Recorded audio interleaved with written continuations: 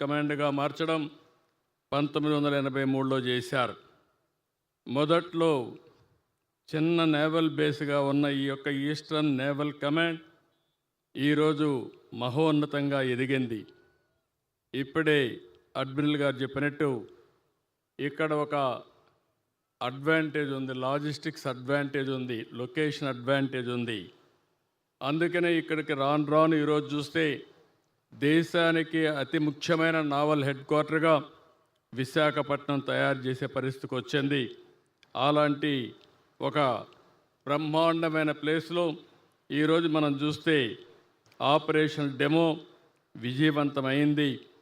ఇది చేసినప్పుడు మనం చూస్తే ఓసారి అనిపిస్తుంది, ఎంత క్రమశిక్షణ, ఎంత కఠోర శ్రమ ఉంటే తప్ప ఇది సాధ్యం కాదు.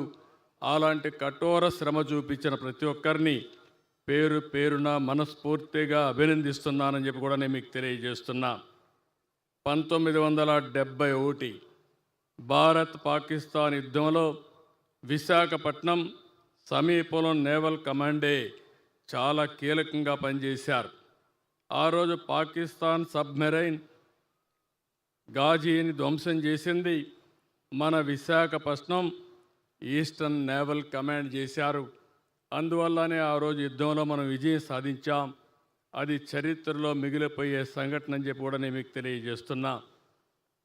కలకత్తా నుంచి చెన్నై వరకు విశాఖపట్నం కోస్టల్ ఏరియా ఉన్నప్పటికి కూడా, అదే మరి చెన్నై వరకు ఉన్నప్పటికి కూడా ఇక్కడుండే నేవల్ కమాండ్కి ఒక ప్రత్యేకత ఉంది.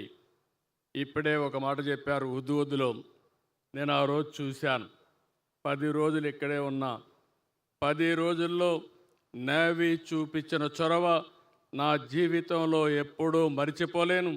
అందుకే ఈరోజు విశాఖపట్నాన్ని మనం ఒకసారి చూస్తే ఉద్దు కంటే ముందు, ఉదు తర్వాతని మనం కంపేర్ చేసుకునే పరిస్థితి వస్తుంది.